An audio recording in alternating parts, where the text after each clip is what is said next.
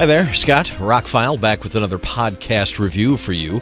I finally got to see DIO, Dreamers Never Die. It's a great documentary. We'll talk about it.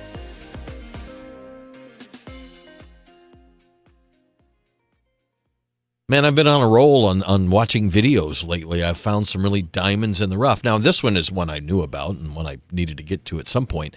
But, there's a couple movies I've watched recently that never heard of, didn't know anything about, and they were really great, and I can't wait to do podcasts about it. Wait for the next one. That's really good. Anyway, I'm a Dio fan, Ronnie James Dio, the vocalist. If you're not a fan, maybe you don't know who I'm talking about. If you do, then you've probably already watched this, and if you haven't watched it, then watch it right now. Ronnie James Dio was a singer. He started in the 50s, was kind of a crooner, then kind of became his own thing in a band called Elf, and they kind of had some tragedy. You need to watch the documentary. Biggest change in him was he teamed up with Richie Blackmore, and they were in Rainbow together. Eventually, he became the lead singer of Black Sabbath when Ozzy fell victim to his demons, and eventually started a solo career and was on that until the end, although he did reform with Black Sabbath in the band Heaven or Hell.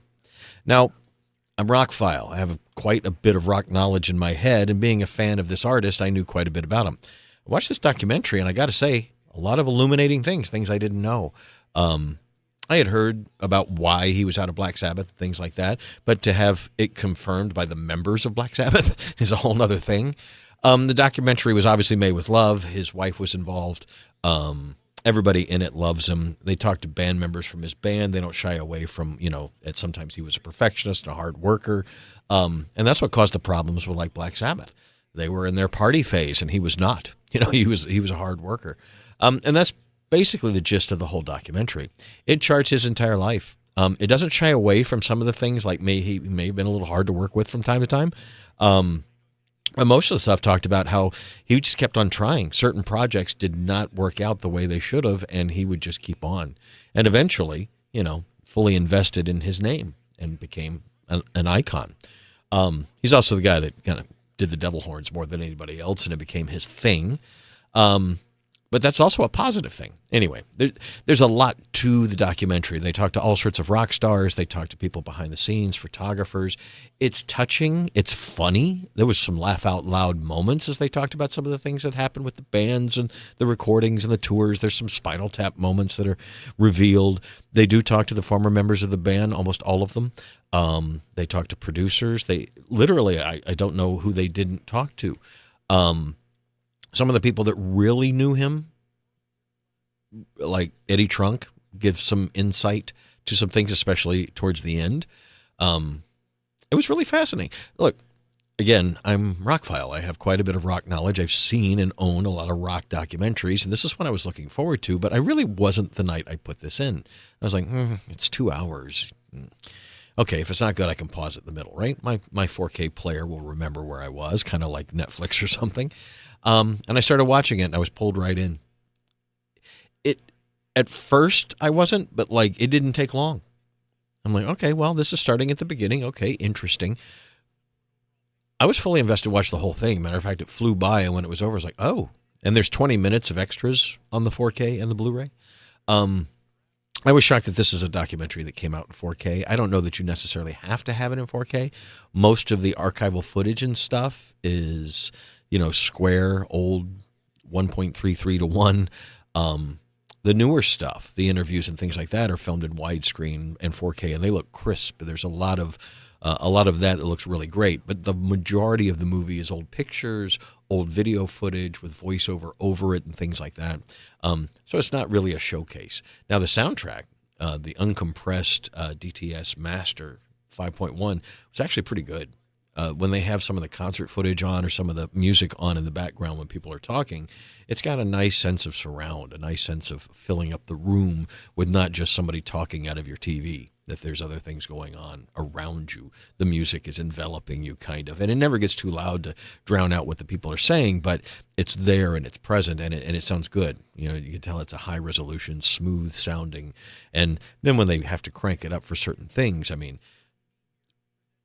there's a point where the producer who worked with him on Heaven and Hell talks about how that song opens with a nice mellow beginning. Not producer, but the director of the video.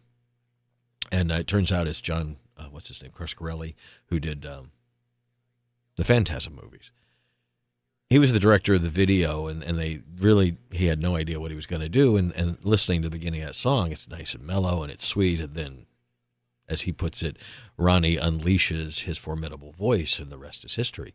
That's just one of the hundreds, if not thousands, of things you learn in this documentary. So if you're a fringe fan or a real fan, you need to watch it. If you're a fan of rock documentaries, this is one of the best ones to come down the pike.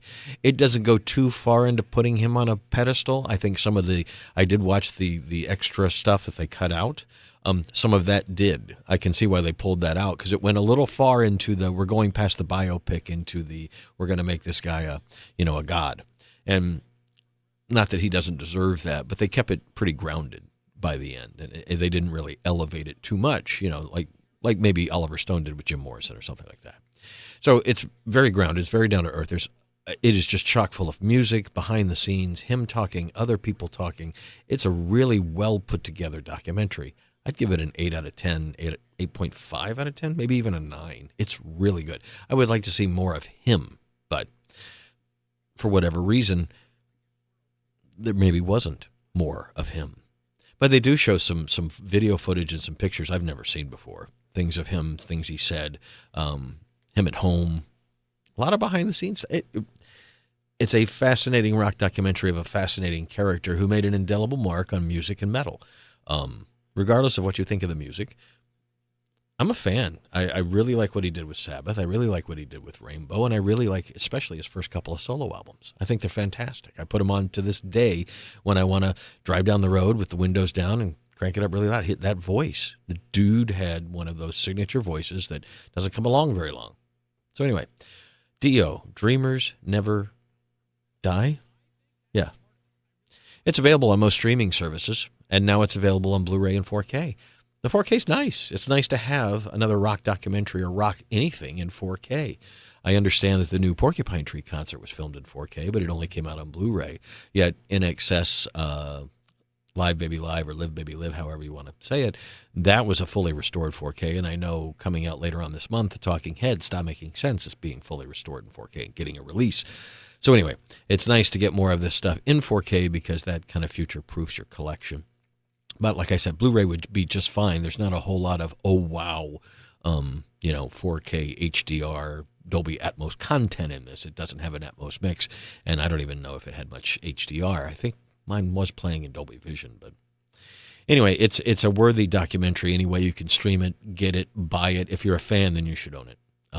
It's recently dropped in price to around that magic $20 mark, which I don't mind paying for something like this. So if you can get it for that, it's more than worth it. And if you're a fan, it's worth a lot more.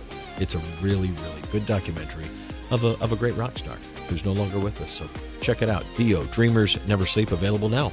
I'm Scott. I'm ROCKFILE. Got a lot of podcasts on the way. Thank you for listening, and have a spectacular day.